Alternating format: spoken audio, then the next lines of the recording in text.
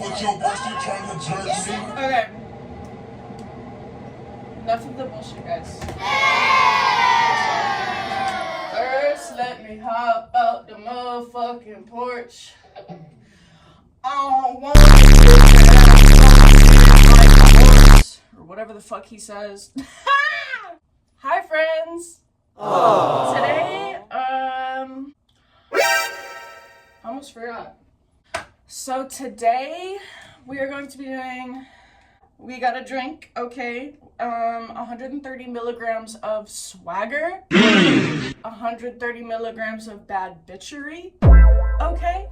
130 milligrams of you can't have this unless you're 21. Oh! I've already had like half of it. So I'm gonna pound the rest, and then I'm gonna put on a face mask, and then we're gonna dye a shirt. Cheers! Dude, this shit is so good. Usually these drinks taste like poopy fart ass. I'm sure you can tell by the packaging. Lush, yes. Yeah. Mineralize Me mask.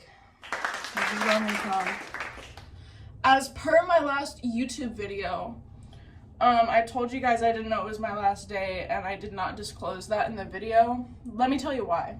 I was intending on doing my full, I put in a 2 weeks, and I was gonna sit through the whole 2 weeks, right?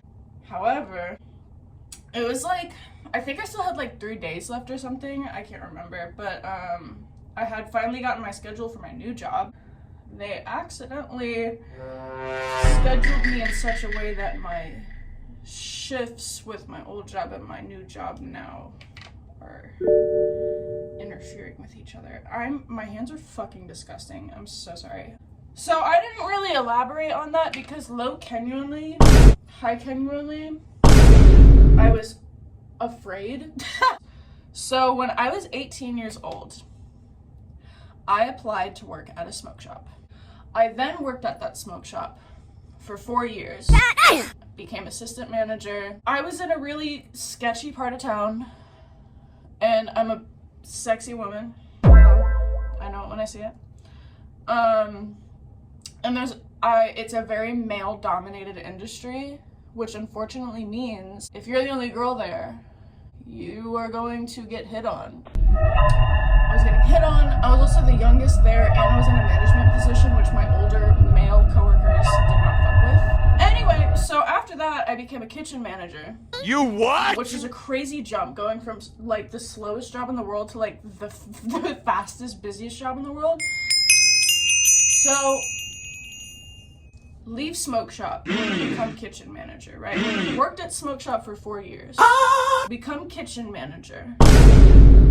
And then I got sick of that shit, so I quit. And I started applying to smoke shops again, because I was like, okay, I think this is my industry. And I was about to go back to my old smoke shop. And I was even chopping it up with one of my old coworkers. And I was like, hey, do you think they'll take me back? He's like, they totally would, but the pay isn't good.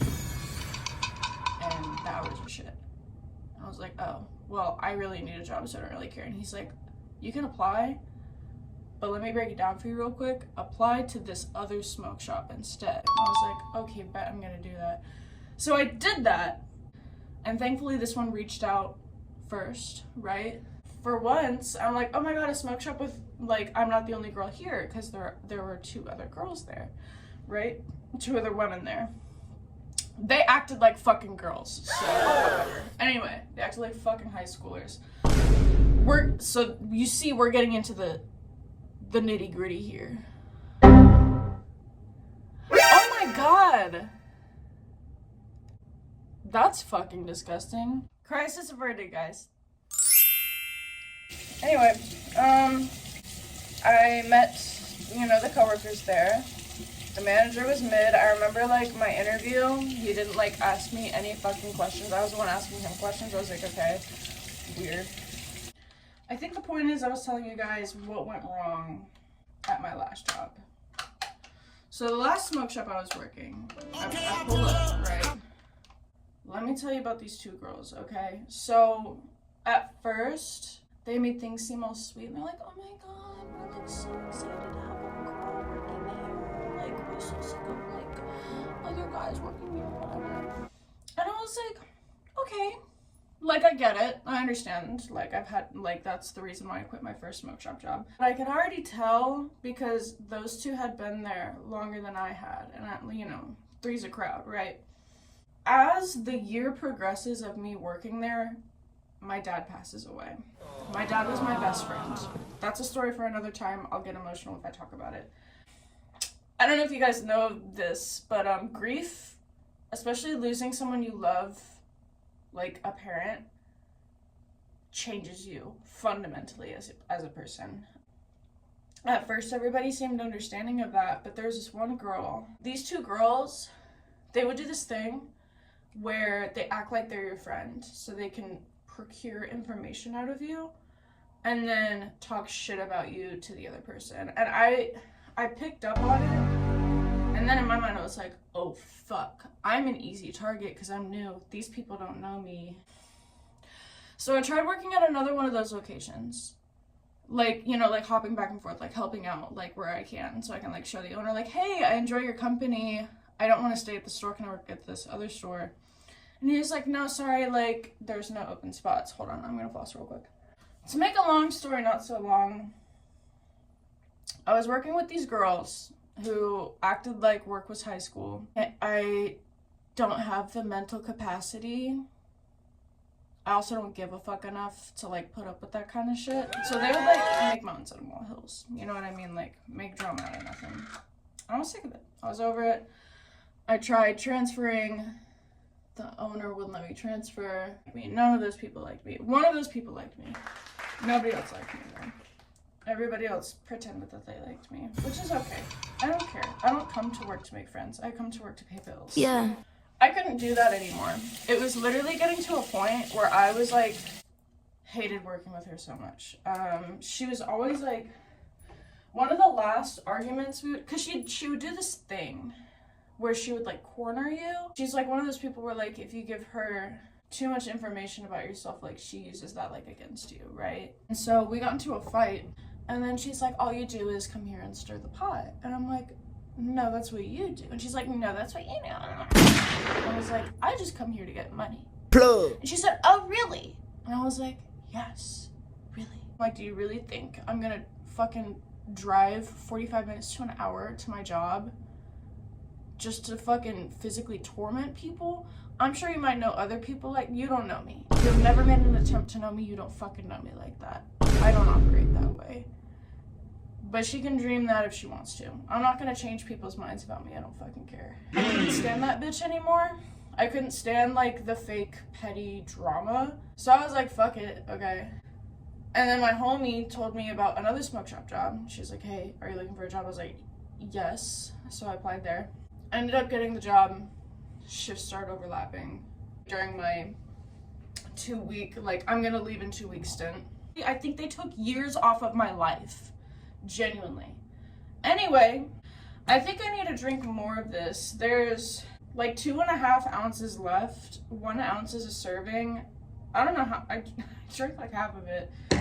I don't feel anything yet, but usually those act pretty quickly, which is nice. We're gonna dye a shirt today. We're gonna dye a shirt. Just wanted to add a little PS. I never put in a 2 weeks. I've never put in a 2 weeks, not once. I always quit on the spot. I either quit on the spot or I ghost, okay? I know that's unprofessional. I don't really care what the world has to think about that because in my personal opinion, life is too short to stay in places that make you unhappy. Okay. I'm gonna pound mortis.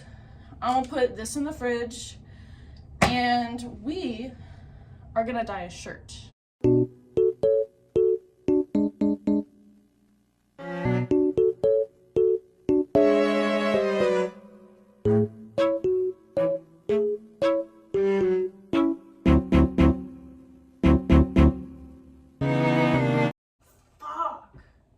Real Animal Jam players understand whenever you're doing the fucking diamond spin and you get the fucking Look, watch. It's not even gonna be anything good. Look. Whatever.